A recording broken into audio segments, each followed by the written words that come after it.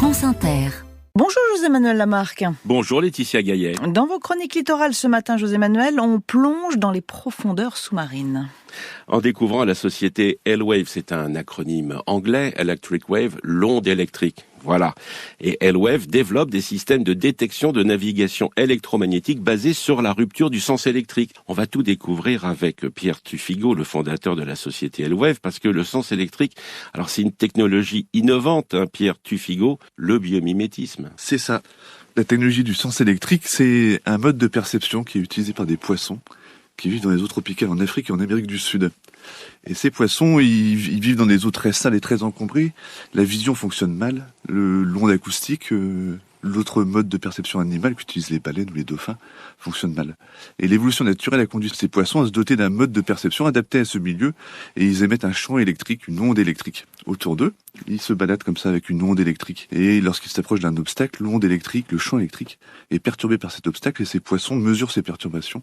Et leur cerveau traduit ces perturbations en une image électrique. C'est un peu le système du radar, quoi. C'est un radar électrique. C'est un sonar électrique. Ce sens naturel des poissons, vous l'adaptez en haute technologie. En fait, L-Wave valorise des travaux de recherche qui avaient été conduits par l'Institut Mines Télécom Atlantique à Nantes. Ils ont travaillé sur cette technologie, donc reproduire en laboratoire ce mode de perception depuis 2005. Et L-Wave, qui a été créé en février 2018, eh bien, on en fait des capteurs industriels, des capteurs de détection sous-marins que l'on va installer sur les robots sous-marins, les robots autonomes ou les robots téléopérés.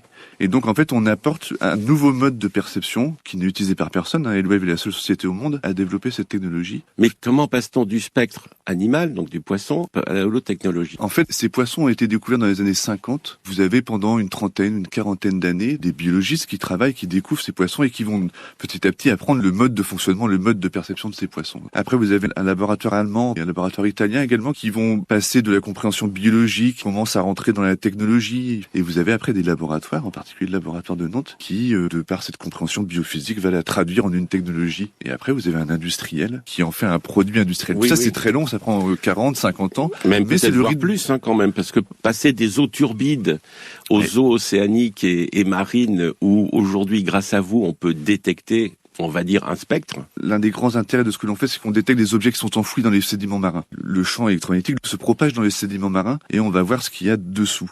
Ce que la caméra ne voit pas, Bien sûr. le sonar ne voit pas ou voit très mal. Ce sont les seuls poissons qui, dans les eaux turbides, développent ce sens, ou d'autres poissons dans le monde? Non, il y a vraiment deux grandes familles de poissons qui font ça en Afrique et en Amérique du Sud. Vous avez également des poissons, les requins en particulier, ce qu'on appelle des lampoules de Lorenzini, qui vont percevoir le champ magnétique, le champ électrique. Ces poissons sont les seules familles de poissons qui émettent leur propre champ électromagnétique. Émettent le champ électromagnétique. C'est un sens actif, ils l'émettent et ils vont mesurer les perturbations de ce qu'ils ont émis. Vous, L-Wave, essentiellement votre technologie, on pense tout de suite à la vie sous-marine. Oui.